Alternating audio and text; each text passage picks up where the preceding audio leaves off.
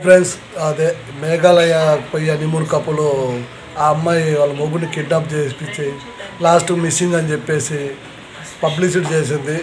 తర్వాత ఆమె కొద్ది రోజులకు సీసీ ఫుటేజ్లో దొరికి ఆ భాగవతం మొత్తం బయటపడినది. చూడండి ఆ అమ్మాయి పెళ్ళిలో కూడా ఎంత హ్యాపీగా ఆమె ఎంజాయ్ చేసింది. పెళ్ళికొడుకు ఇష్టం ఉన్నట్టు, పెళ్ళికొడుకే ప్రాణం అన్నట్టు.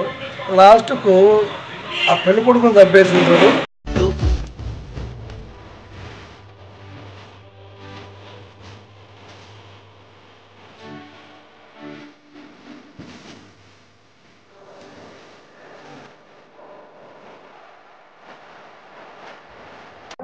मैं हूँ दूल्हे की बहन, मैं हूँ दूल्हे की भाभी, मैं हूँ दूल्हे की मामी मैं हूँ दूल्हे की मौसी और ये है दूल्हा। అమ్మా మీరు లవ్ చేసిన అమ్మాయిల కన్నా తల్లిదండ్రులకు చెప్తానా, లవ్ చేసిన డాడీ నేను లవ్ చేసిన అంటే ఇమ్యూనిటీ వానికి ఇచ్చి పెళ్లి చేయండి అయ్యా. ఈ పెళ్లి చేసి మొగులను చంపేస్తాను. ఇది ఒక ట్రెండింగ్ మారింది. మీకు దండం పెడతా అయ్యా. పెళ్లి చూపులు పోయిన తర్వాత ఫస్ట్ ఒక అగ్రిమెంట్ రాపించుకుందాం. ఏమని, అమ్మ నువ్వు లవ్ చేసిన తర్వాత నువ్వు దిక్కోకపోతే నా బంగారు ఆస్తి మొత్తం తీసుకోబో, కానీ నన్ను చంపి మాత్రం పోవాకమ్మా మాత్రం అగ్రిమెంట్ తీసుకొని తాళి కట్టాల్సి వస్తుంది. ఇప్పుడు ఓడి అమ్మ కర్మందంగా రోజుకొకటి ఇన్సిడెంట్. మొన్న రీసెంట్గా ఒక ఆమె ఏరో వాడిని ఉంచుకుంటుందంటే ఉంచుకుంటే ఉంచుకో, వాడు చేతగాని వాడు అన్నప్పుడు ఉంచుకో, తప్పులేదు.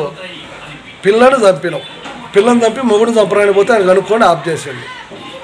ఏందమ్మా రోజుకొక ట్విస్ట్ ఇస్తాను. మొన్నటికి మొన్న ఏదో ఉంచుకున్నంత లేచిపోవడానికి నువ్వేం చేసినావు, దారిని పోయే దానయ్య కానీ చంపేశావు. నీ గొలుసులు కమ్మలు అన్నీ పెట్టి వాడికి కాల్చినావు. మొగుడికేమో పిల్లం సూసైడ్ చేసుకుందని చెప్పేసినావు. లాస్ట్కు మొగుడు పోయి ఇలా పోలీసు వాళ్ళు చెప్పేసరికి ఆ పోలీసు వాళ్ళు నేను పోస్ట్ మార్టం రిపోర్ట్ తీసుకొని పోతే అది మగోడని తెలియదు. ఎవడు చంపేదంటే వాళ్ళ భార్య. రోజుకు ఒక టెస్టు. పెళ్ళి చేసుకోవాలంటే భయం. ఇంతకుముందు పిల్లలు సాకాలంటే భయం కాదు, ఇప్పుడు ఏడ చంపేస్తారని భయం పుడితే సాకుతాను. ఇది దారుణం భయ. ఈ హనీమూన్కి వెళ్ళిన కపుల్స్ అయితే హిమాలయాలకు అది ఇంకా దారుణం. ఇష్టం లేదని ఉండొచ్చు కదా, వాళ్ళ హనీమూన్కి వెళ్ళి లాస్ట్ కొన్ని చంపించి ఎంత దారుణం ఇది. కనీసం ఆడపిల్లల్లో చాలా ఆలోచించాలి. పెళ్ళైన వాళ్ళే ఇక్కడ పెద్ద బాధ అనిపిస్తుంది.